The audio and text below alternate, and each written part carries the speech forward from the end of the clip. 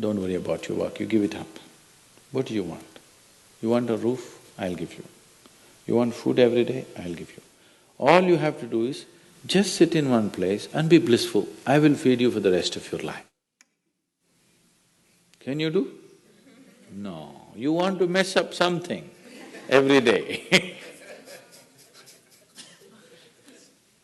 People say they're only working for a living. I said, don't worry, I'll give you shelter, I'll give you food every day, no problem. All you have to do is, I want to see tears of blissfulness every day.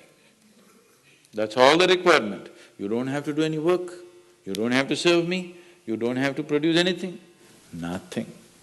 Just sit here blissfully, we'll feed you, we'll worship you. No.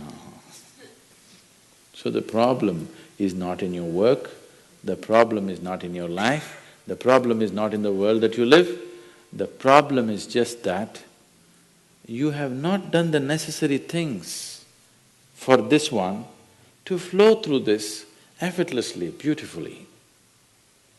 The necessary work has not been done and we're just hoping it'll happen by accident. It doesn't happen by accident. Lot of people in the world think United States of America is heaven. But people who live here don't think so at all. Isn't it so? Isn't it? A lot of people in the world are dying to get an entry into the country. If you open up the southern borders, 10 million people will enter tomorrow morning because they think this is heaven. But you are not experiencing it that way, isn't it? You are not experiencing this as heaven because hell and heaven is not a geographical place. Hell and heaven is what you make out of yourself, isn't it? Too much talk about heaven has been going on because there are too many people who made a hell out of themselves. If you had made a heaven out of yourself, would you talk about going to heaven?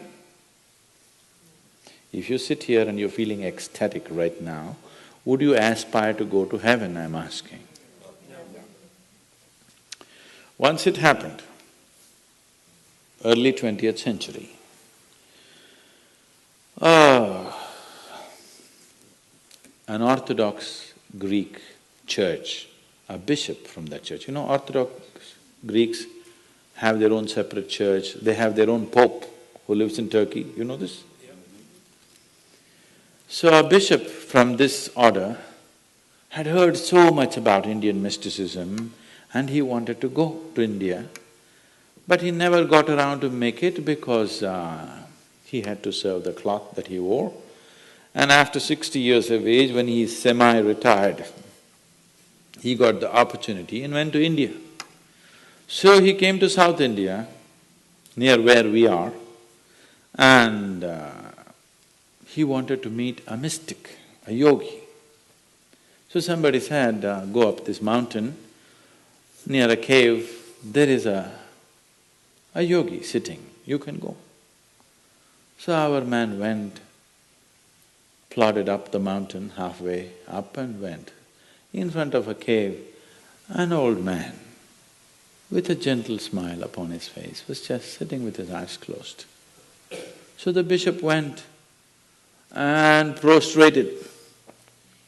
He cannot do it, he is not made for that. But they had told him, if you go to India, you have to crawl.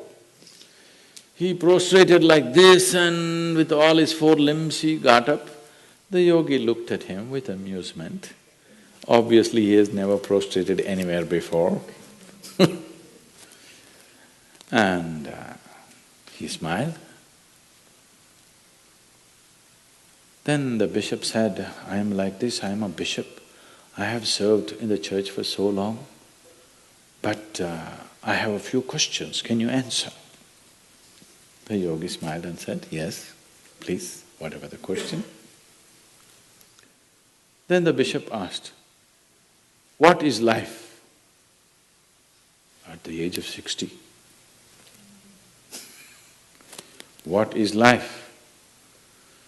So the yogi closed his eyes, became very blissful and said, life is like the fragrance of a jasmine on the spring breeze.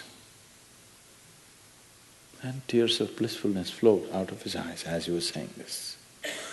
Then the bishop said, no, no, no. Our Pope has told us life is like a thorn and we must renounce it. And even symbolically, Jesus himself wore a crown of thorns. So, how come you say this? Our Pope says otherwise. The yogi looked at him, smiled and said, well, that's his life.